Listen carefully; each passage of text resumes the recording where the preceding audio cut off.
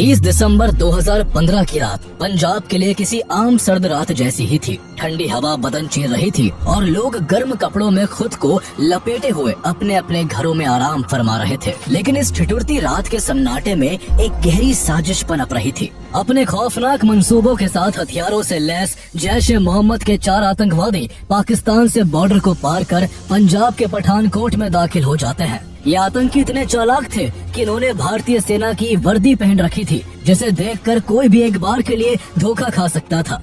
आतंकियों का मकसद इंडो पाक बॉर्डर से करीब 30 किलोमीटर दूर लोकेटेड पठानकोट एयरबेस को निशाना बनाने का था। ये एयरबेस भारत के लिए स्ट्रेटेजिकली बहुत इम्पोर्टेंट है, जिसने पाकिस्तान के खिलाफ 1965 और 1971 की जंग में भी अहम भूमिका निभाई थी। आतंकी यहाँ आत्मघाती हमला करके यहाँ मौजूद भारतीय वायुसेना के फाइटर जेट्स को डिस्ट्रॉय करना चाहते थे। यहाँ तक पहुँचने के लिए आतंकी एक कार की तलाश में होते हैं, लेकिन अब तक सुबह हो चुकी थी और दिन की रोशनी ने उनके लिए खतरा बढ़ा दिया था।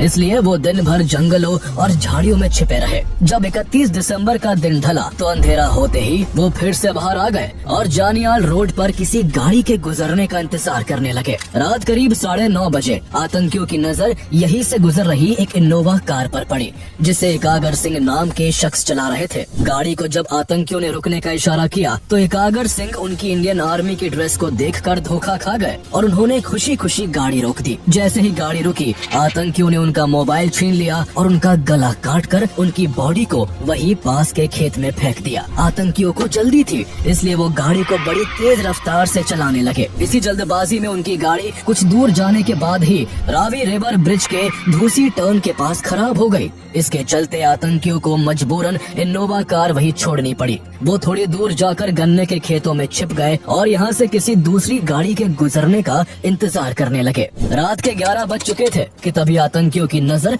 एक दूसरी गाड़ी महिंद्रा XUV 500 पर पड़ी। ये गाड़ी पंजाब पुलिस के SP सलविंदर सिंह की थी, जो अपने दोस्त राजेश वर्मा और कुक मदन गोपाल के साथ एक दरगाह पर मत्था टेक कर वापस गुरदासपुर लौट रहे थे।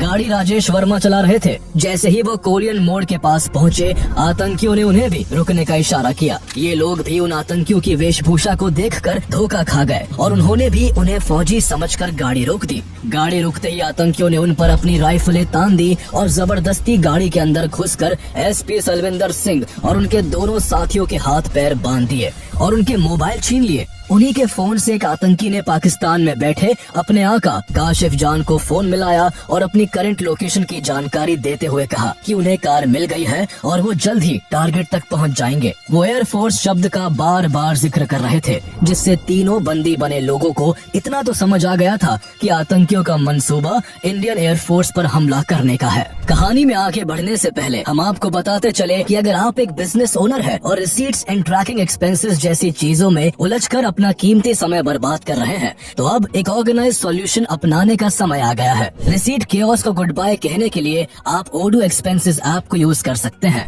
ओडो एक all in one management software app है जो ढेरों कमाल के फीचर्स के साथ आता है। अब ओडो एक्सपेंसेस के साथ एक्सपेंसेस को सबमिट, मैनेज और अप्रूव करना बेहद आसान हो गया है। आप अपने खर्चों को लैपटॉप, मोबाइल या सिर्फ एक ईमेल से अपने तरीके से सबमिट कर सकते हैं। आपको बस अपने सभी खर्चों को एक रिपोर्ट में ग्रुप करना है ताकि अप्रूवल्स तेजी से हो सके। अगर आपको कहीं भी मदद की जरूरत लगती है तो चैटर या लॉग नोट में सीधे कमेंट कर सकते हैं। मैनेजर्स अब बस एक क्लिक में एक्सपेंसेस को अप्रूव या रिजेक्ट कर सकते हैं। रिसीट्स और एक्सपेंसेस का side by side view transparency ensure करता है, जिससे फैसले जल्दी होते हैं और घंटों का समय बचता है। एक बार अप्रूव्ड होते ही एक्सपेंसेस ऑटोमेटिकली अकाउंटिंग बुक्स में पोस्ट और रिकंसाइल हो जाते हैं, जिसमें कोई भी मैनुअल हसल नहीं होती। इसके अलावा आप रियल टाइम में टीम एक्सपेंसेस को डेट, डिपार्टमेंट, लोकेशन जैसी कैटेगरी के हिसाब से ट्रैक भी कर सकते हैं। साथ ही कस्टमर रिलेटेड एक्सपेंसेस को एफर्टलेसली री इनवॉइस कर सकते हैं। अमेजिंग बात यह है कि ओडो का पहला ऐप अनलिमिटेड सपोर्ट और लाइफ टाइम होस्टिंग के साथ बिल्कुल फ्री है। तो दुनिया भर के 12 मिलियन प्लस यूजर्स की तरह आप भी ओडो एक्सपेंसेस से जुड़कर एक्सपेंस मैनेजमेंट को आसान बना सकते हैं। इसका लिंक आपको डिस्क्रिप्शन एंड पिन कमेंट में मिल जाएगा।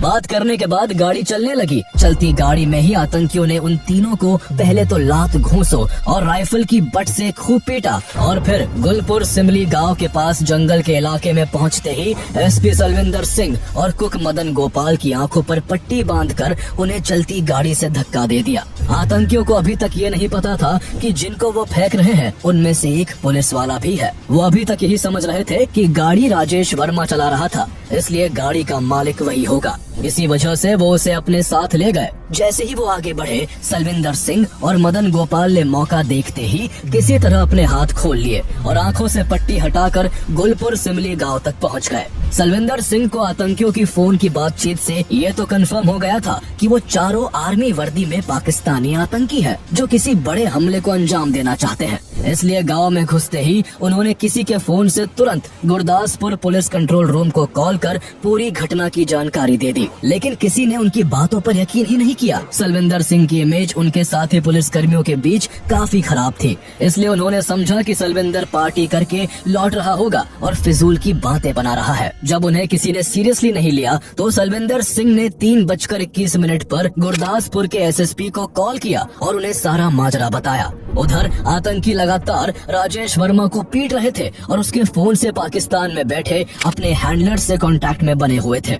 उन्होंने राजेश को पीट पीट के बुरी तरह घायल कर दिया। जब उससे पूछा गया कि ये किसकी गाड़ी है, तब राजेश ने बताया कि ये पंजाब के एसपी सलविंदर सिंह की कार है, जिसे उन्होंने पीछे ही फेंक दिया। ये खबर जब फोन पर आतंकियों के हैंडलर्स ने सुनी तो वो गुस्से से आग बबूला हो गए। पुलिस वाला होने की वजह से सलविंदर उन्हें बड़ी थ्रेट लगा जो अथॉरिटीज को बताकर उनके पूरे प्लान को चौपट कर सकता था। इसलिए हैंडलर्स ने उन्हें तुरंत वापस जाकर सलविंदर सिंह और मदन गोपाल को दोबारा पकड़ने का आदेश दिया। लेकिन जब तक वो वापस उस जगह पहुंचे तब तक सलविंदर सिंह और मदन गोपाल अपनी जान बचाकर वहां से भाग चुके थे। दोनों को ना पकड़ पाने की बौखलाहट में आतंकियों ने सारा गुस्सा राजेश वर्मा पर उतार दिया। उन्होंने सुबह करीब 4 बजे बेरहमी से उसका चाकू से गला रेत दिया। आतंकियों को यकीन था कि कुछ ही देर में राजेश की मौत हो जाएगी, इसलिए उन्होंने उसको गाड़ी से बाहर निकालकर पास के खेत में ही फेंक दिया। इसके बाद आतंकी तो गाड़ी लेकर अपनी मंजिल की तरफ बढ़ गए, लेकिन बुरी तरह घायल राजेश वर्मा किसी तरह अपनी जान बचाने के लिए पास के ही गांव अकालगढ़ पहुंच गए, जहां से उन्हें हॉस्पिटल ले जाया गया, जहां उन्होंने पुलिस को सब कुछ बता दिया। इस बीच जिस पहले शख्स एकागर सिंह को आतंकियों ने मार डाला था, उनके देर रात तक घर न लौटने पर उनके परिवार ने पास के पुलिस स्टेशन में उनकी गुमशुदगी की रिपोर्ट दर्ज करवा दी थी। उधर एसपी सलविंदर सिंह भी बार बार बड़े बड़े पुलिस अधिकारियों से कांटेक्ट कर उन्हें आतंकी हमले के खतरे को लेकर आगाह कर रहे थे। कुछ ही घंटों में एक ही एरिया में लगातार एक ही तरह की घटनाओं की खबर से पुलिस हरकत में आ गई। इसके बाद पठानकोट से लेकर दिल्ली तक, जम्मू से लेकर उधमपुर तक और चंडीगढ़ से लेकर पंचकुला तक फोन की घंटियां लगातार बजने लगी। जल्द ही ये खबर होम मिनिस्ट्री, डिफेंस मिनिस्ट्री और प्राइम मिनिस्टर्स ऑफिस तक भी पहुंच गई। माने सर, जहां नेशनल सिक्योरिटी गार्ड एनएसजी के एलीट कमांडोज बेस्ड है, वहां भी कॉल्स की भरमार होने लगी। जब 1 जनवरी 2016 को पूरी दुनिया नए साल की खुशियां मना रही थी, तब आतंकी हमले की संभावनाओं से इंडियन अथॉरिटीज के बीच हड़कंप मचा हुआ था और सभी ऑफिस में केओस की स्थिति बन चुकी थी। तुरंत देश की सभी सिक्योरिटी फोर्सेस और इंटेलिजेंस एजेंसीज को हाई अलर्ट पर रखा गया। सेना और पुलिस की टुकड़ियों ने मिलकर जल्द ही क्विक रिएक्शन टीम्स तैयार की, जिनके जांच करने पर उन्हें एकागर सिंह की गाड़ी और उनकी डेड बॉडी मिल गई। अगले कुछ घंटों के सर्च ऑपरेशन में एसपी सलविंदर सिंह की महिंद्रा एक्सयूवी गाड़ी भी मिल गई, जो लावारिस हालत में पठानकोट एयरबेस से मात्र 500 मीटर की दूरी पर खड़ी थी। सलविंदर द्वारा दी गई डिटेल्स और उनकी गाड़ी के पठानकोट एयरबेस के पास मिलने से अब साफ था कि आतंकियों का मकसद इस एयरबेस को निशाना बनाने का ही है। साथ ही इस दौरान इंटेलिजेंस एजेंसीज लगातार एसपी सलविंदर और राजेश के फोर्स को इंटरसेप्ट कर रही थी, जो आतंकियों के पास थे। एक कॉल में इंटेलिजेंस एजेंसीज ने आतंकियों को उनके हैंडलर से बात करते हुए सुना, जिसमें हैंडलर्स उनसे कह रहे थे कि जल्दी टारगेट तक पहुंचकर प्लेन्स और हेलीकॉप्टर्स को उड़ा दो। यानी अथॉरिटीज को अब ये भी पता था कि देश में आतंकी घुस आए हैं और ये भी साफ था कि हमला कहाँ होगा। लेकिन ताज्जुब की बात यह है कि इतना सब मालूम होने के बाद भी आतंकी न केवल पठानकोट एयरबेस में घुसने में कामयाब हुए, बल्कि वहाँ कई दिनों तक उन्होंने ऐसा आतंक मचाया जिसने देश और दुनिया का ध्यान अपनी ओर खींच लिया। मीडिया की सुर्खियों में केवल एक ही हेडलाइन थी, Pathankot airbase attack. This is big breaking news that is coming in on the Pathankot probe. Pathankot air force station पर जो आतंकी हमला हुआ है उसके बाद वो ऑपरेशन अभी तक जारी है। 62 घंटे होने वाले हैं इस ऑपरेशन को। At least 4 terrorists have been killed by security forces and 3 security personnel have lost their lives. Lieutenant Colonel Niranjan of the National Security Guard of the NSG died today while defusing explosives during the mopping up operations. Pathankot वायुसेना station पर आतंकवादी हमले में पाकिस्तान की तरफ उंगली उठ रही है। भारत ने पाकिस्तान को आतंकियों के पाकिस्तानी होने के सबूत भी दिए हैं। हमें हिंदुस्तान की तरफ से कुछ लीड्स मिली जिस पे हम तहकीकात कर रहे हैं। The joint investigation team from Pakistan arrived in the national capital on Sunday to probe the deadly terrorist attack on the Pathankot Air Force Base. Pakistan has formally registered an FIR in the Pathankot Air Base attack case as part of the ongoing investigation into that terrorist attack that killed 7 Indian personnel. The FIR has been registered against unidentified people. जब ये confirm हो गया कि आतंकी Pathankot airbase को target करने वाले हैं, तो फौरन एयरफोर्स स्टेशन की सुरक्षा को बढ़ाया जाने लगा। कुछ ही देर में गरुड़ कमांडोज और डिफेंस सर्विस कॉर्प्स DSC की एक टीम स्टेशन के अंदर की सुरक्षा में तैनात कर दी गई। National security adviser Ajit Doval ने भी दिल्ली में army chief general Dalbir Singh Suhag, air chief marshal Arup Raha and intelligence bureau and RNAW के हेड्स के साथ एक हाई लेवल मीटिंग की। मीटिंग के बाद NSG की एक टीम को तुरंत पठानकोट के लिए एयरलिफ्ट करने का आदेश जारी कर दिया गया। इधर चारों आतंकी अभी तक पठानकोट एयरबेस में घुस नहीं पाए थे। वो पठानकोट एयरबेस की दीवार तक पहुंचने ही वाले थे कि तभी आतंकियों को उनके हैंडलर का कॉल आ जाता है। उनका हैंडलर उन्हें डांट कर कहता है कि वो चारों अभी तक एयरबेस में घुस क्यों नहीं पाए हैं, जबकि 2 लोगों का एक ग्रुप पहले ही टारगेट तक पहुंच चुका है। इसका मतलब था कि पठानकोट को दहलाने के लिए 4 नहीं बल्कि 6 आतंकी 2 ग्रुप्स में आए थे और पहला ग्रुप पहले से ही LOC को पार कर सभी की नजरों से बचते हुए पठानकोट एयरबेस में घुसकर छिपा बैठा था, जिनकी सिक्योरिटी फोर्सेस को भनक तक नहीं थी। चारों आतंकी अपने हैंडलर की डांट के बाद एयरबेस की बाहरी दीवार तक पहुंच गए। एयर स्टेशन के आसपास जंगली इलाका था और सुरक्षा के नाम पर स्टेशन की दीवारों के ऊपर केवल कंटीली तारों की फेंस लगी हुई थी। अंदर भारी संख्या में यूकेलिप्टस के पेड़ भी लगे हुए थे, जिन पर आतंकी क्लाइंबिंग रोप बांधकर एयरबेस की दीवार पर चढ़ गए और वायर फेंस को काट डाला। अगले ही पल किसी की भी नजर में आए बिना एक एक करके चारों आतंकी एयरबेस के अंदर दाखिल हो गए। एयरबेस के अंदर डिलापिटेटेड MES स्टोर की बड़ी बड़ी शेड्स रखी हुई थी और पानी की निकासी के लिए यहाँ बड़े बड़े नाले भी बनाए गए थे। आतंकियों को अपनी घिनौनी साजिश को अंजाम देने के लिए रात के अंधेरे का इंतजार था, इसलिए उन्होंने खुद को दिन भर के लिए इन शेड्स और नालों में छिपा लिया। अब पठानकोट एयरबेस के अंदर आतंकियों के 2 ग्रुप मौजूद थे। 2 लोगों का ग्रुप पहले से ही यहाँ कहीं लंबी लंबी एलिफेंट ग्रास में छुप के बैठा था, जबकि बाद वाला 4 लोगों का ग्रुप नालों में छिप गया था। आतंकी अपने साथ 50 किलो एक्सप्लोजिव, 30 किलो ग्रेनेड्स और तेजी से आग पकड़ने वाले जेल भी लेकर आए थे,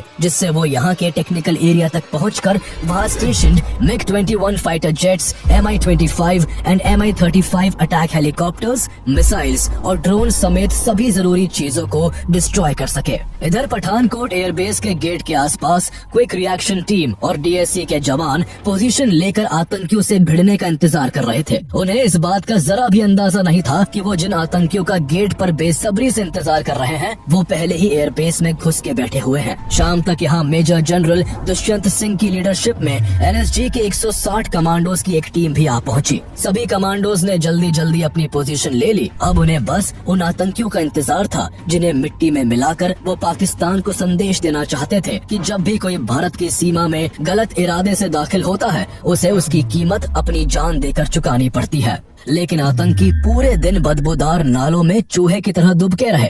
जैसे ही रात हुई वो एक्टिव हो गए।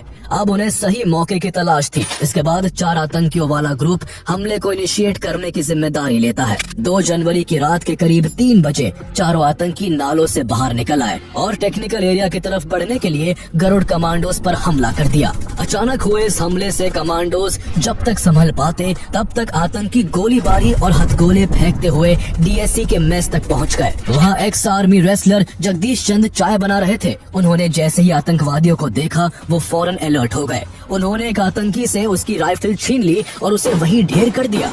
लेकिन इससे पहले कि वो बाकी आतंकियों को रोक पाते, आतंकियों ने उन पर गोलियां बरसा दी और वो वही शहीद हो गए। इसके बाद बचे हुए तीनों आतंकियों ने मेस में घुसकर अंधाधुंध फायरिंग कर दी, जिससे डीएससी के 4 और जवान अपनी जान गंवा बैठे। अपने 5 साथियों की मौत से सभी जवान गुस्से से भर उठे। उन्होंने आतंकियों को एलिमिनेट करने और एयरबेस को उनसे फ्री करने के लिए यहाँ ऑपरेशन ढांगू शुरू कर दिया। पठानकोट एयरबेस लगभग 25 किलोमीटर में फैला हुआ है, जहाँ करीब 10,000 एयरफोर्स कर्मी अपने परिवार सहित रहते हैं। मेस से उनके घरों की दूरी काफी कम थी, इसलिए उन पर हॉस्टेजेस बनाए जाने का खतरा मंडरा रहा था। इस दौरान एयर स्टेशन में नाइजीरिया, अफगानिस्तान, बांग्लादेश और म्यांमार के 23 मिलिट्री ट्रेनीज भी मौजूद थे। एयरफोर्स को चिंता थी कि अगर इन ट्रेनीज को कोई नुकसान पहुंचा तो इंडिया को इंटरनेशनल लेवल पर काफी दिक्कतों का सामना करना पड़ सकता है। इसके अलावा एयरबेस के मेस से महज 500 मीटर की दूरी पर मौजूद टेक्निकल एरिया को भी सेफ गार्ड करना मेन प्रायोरिटी था। दर्जनों Garud commandos and NSG commandos इस एरिया के चारों तरफ घेराबंदी बनाए हुए थे।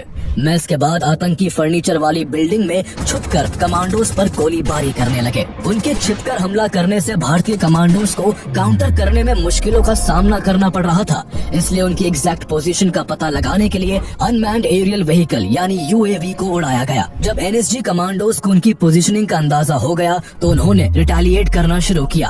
आतंकियों के पास AK-47 राइफल्स थी, जिनका जवाब भारतीय commandos MP5 assault rifle, Glock pistol और कॉर्नर शॉटगन जैसी मॉडर्न राइफल से दे रहे थे। दोनों ओर से भयंकर गोलीबारी शुरू हो गई। गोलियों की तड़तड़ाहट और भारी बमबारी से पूरा इलाका सहम उठा। इस तरह सुबह से दोपहर और दोपहर से शाम हो गई। आतंकी कभी फायरिंग करते तो कभी ग्रेनेड और एक्सप्लोजिव का इस्तेमाल करते, लेकिन इसके बावजूद आतंकी आमने सामने की लड़ाई में कमांडोज के आगे कहीं भी नहीं टिक पा रहे थे। कमांडोज ने आतंकियों की हर चाल को नाकाम करके रख दिया था। इसका अंजाम ये हुआ कि 2 जनवरी की शाम तक 3 और आतंकियों को मार गिराया गया। पूरे 4 आतंकियों की मौत के बाद गोलियों और बम धमाकों की आवाज बिल्कुल थम गई। जब काफी समय तक आतंकियों की ओर से कोई रिटेलिएशन नहीं हुआ तो जवानों में जश्न का माहौल बन गया। वहाँ मौजूद लोग ये मान बैठे कि एयरबेस में केवल 4 आतंकी ही थे जिन्हें मार गिराया जा चुका है। डिफेंस फोर्सेज ऑपरेशन को बंद करने का मन बना चुकी थी और इस खबर को दिल्ली तक पहुंचा दिया गया था। सरकार के कुछ मिनिस्टर्स ने भी पठानकोट एयरबेस से टेररिस्ट को न्यूट्रलाइज करने के लिए सिक्योरिटी फोर्सेस को धड़ाधड़ बधाई देते हुए कई ट्वीट्स कर दिए, लेकिन भारत ने जश्न मनाने में जल्दबाजी कर दी थी। ये किसी बड़े खतरे से पहले की शांति थी, अभी खेल खत्म नहीं हुआ था। सिक्योरिटी फोर्सेस को इस बात का जरा भी अंदाजा नहीं था कि यहाँ की बड़ी बड़ी घास और झाड़ियों में 2 और आतंकी बहुत पहले से चुपचाप सही मौके के इंतजार में बैठे हुए हैं। इन आतंकियों के पास मॉर्फिन इंजेक्शन, पके हुए चिकन और रोटियों के कुछ पैकेट थे, जिनके सहारे वो कई दिन तक बिना बाहर आए सरवाइव कर सकते थे। लेकिन इन बातों से अनजान एनएसजी ने ऑपरेशन को खत्म मानकर यहाँ के पूरे एरिया को सैनिटाइज करना शुरू कर दिया। 3 जनवरी की सुबह बॉम्ब स्क्वाड के commanding officer lieutenant colonel Niranjan ने अपनी टीम के साथ मरे हुए आतंकियों के शरीर पर बंधे एक्सप्लोजिव और ग्रेनेड को डिफ्यूज करने का काम शुरू किया। थोड़ी ही देर में 3 आतंकियों के एक्सप्लोजिव्स को डिफ्यूज किया जा चुका था, लेकिन लेफ्टिनेंट कर्नल निरंजन ने जैसे ही चौथे आतंकी के शरीर से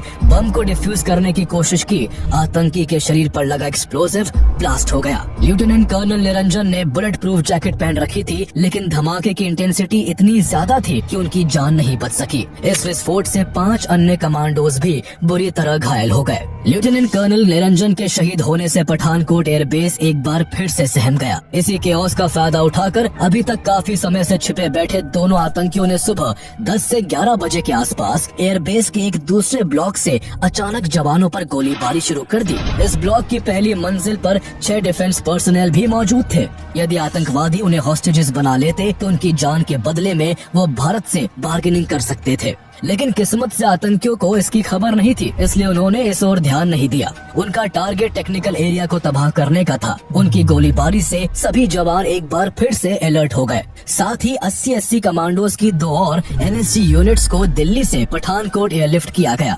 सबसे पहले उस ब्लॉक में फंसे 6 डिफेंस पर्सनल को सुरक्षित बाहर निकाला गया। इसके बाद एनएसजी और गरुड़ कमांडोज ने मिलकर पूरी बिल्डिंग को चारों तरफ से घेर लिया, लेकिन दोनों आतंकी फिर भी कमांडोज की पकड़ में नहीं आए। आतंकियों ने पूरे दिन कमांडोज को इधर से उधर उलझाए रखा।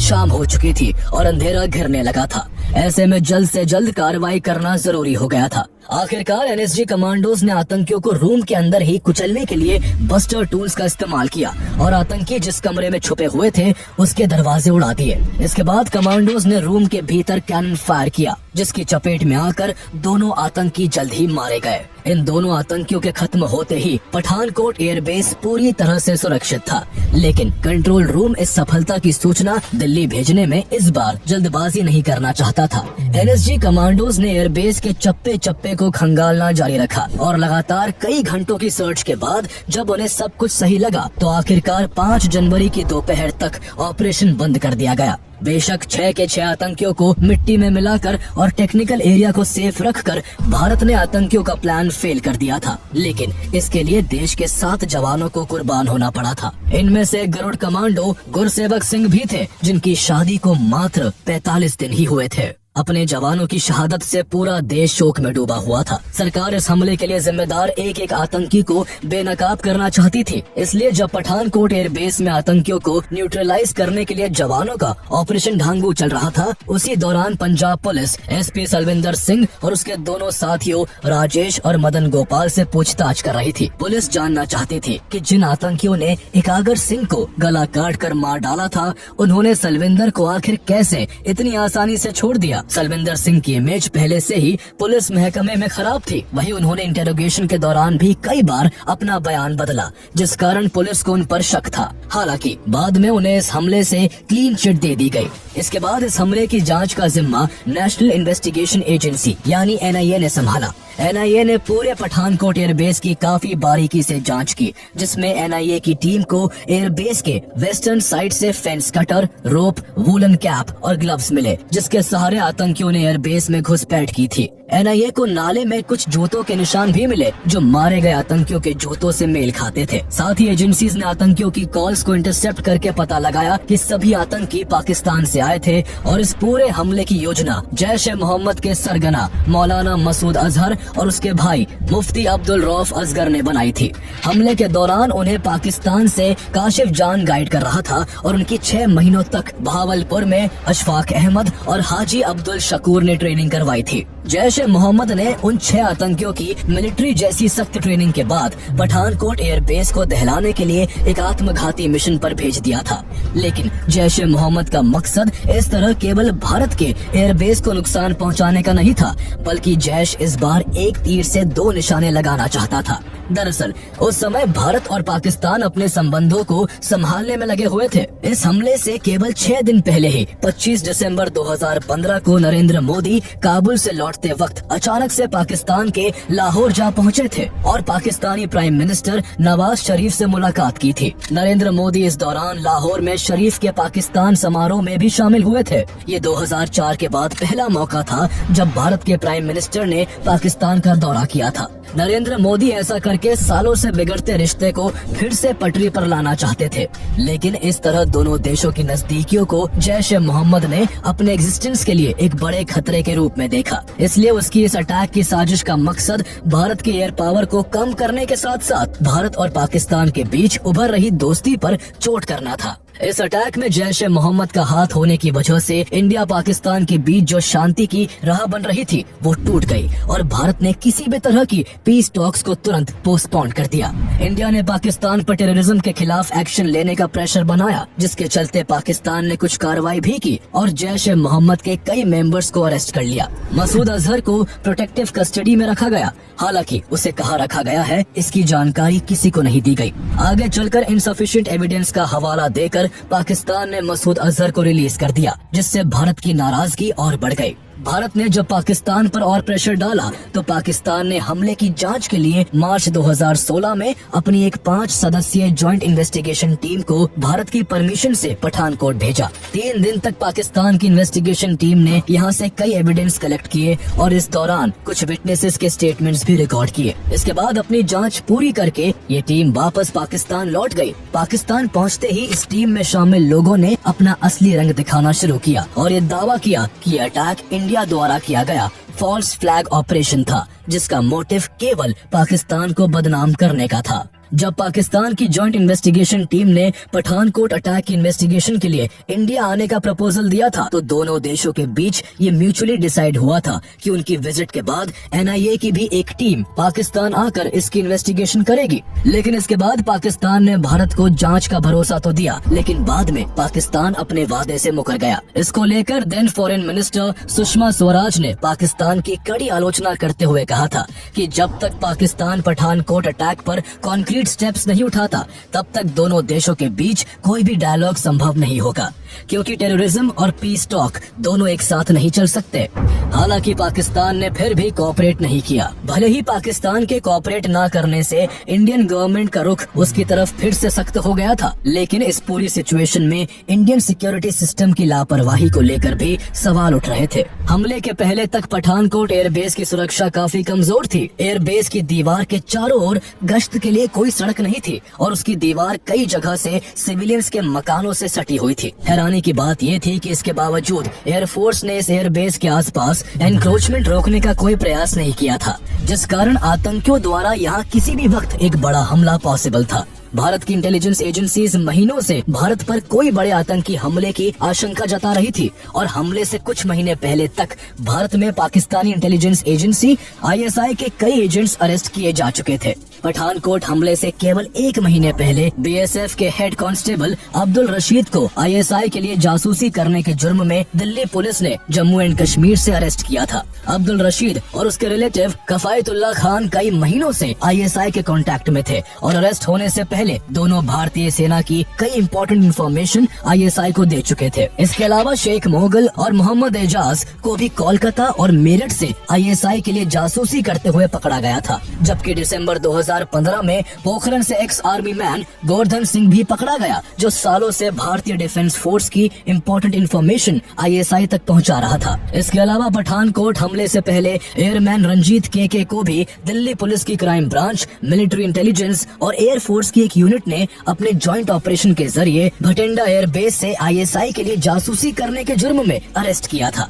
रंजीत KK, जो 2010 से ही भटिंडा एयरबेस में तैनात था, उसे दामिनी मैकडॉट नाम की एक महिला ISI एजेंट ने फेसबुक पर हनी ट्रैप में फंसाया और उसका इस्तेमाल भटिंडा, पठानकोट, अमृतसर, आगरा, अंबाला और श्रीनगर के एयरबेस की सेंसिटिव इंफॉर्मेशन हासिल करने के लिए कहा। अरेस्ट होने से पहले तक रंजीत KK कई एयरबेस की फाइटर एयरक्राफ्ट की संख्या और ट्रांसपोर्टेबल रेडार यूनिट्स की एग्जैक्ट लोकेशन की जानकारी ISI तक पहुंचा चुका था। ISI ने उससे western and northern air commands में चलने वाली लाइव एयर एक्सरसाइजेस और इंडिया रशिया मिलिट्री एक्सरसाइजेस से जुड़ी जानकारी भी मांगी थी, लेकिन उससे पहले ही वो गिरफ्तार कर लिया गया था। एक साल में इतने बड़े स्केल पर देश से ISI के कई एजेंट्स के पकड़े जाने से स्पष्ट था कि Pakistan based terrorist organisations Indian airbase पर जरूर कोई बड़ा हमला प्लान कर रहे थे। हमले से पहले इंडियन डिफेंस फोर्सेस के पास SP सलविंदर और राजेश वर्मा की गवाही से लेकर उनकी कार का आतंकियों द्वारा पठानकोट एयरबेस के केवल 500 मीटर के दायरे में खड़ी करने तक कई इंफॉर्मेशन थी,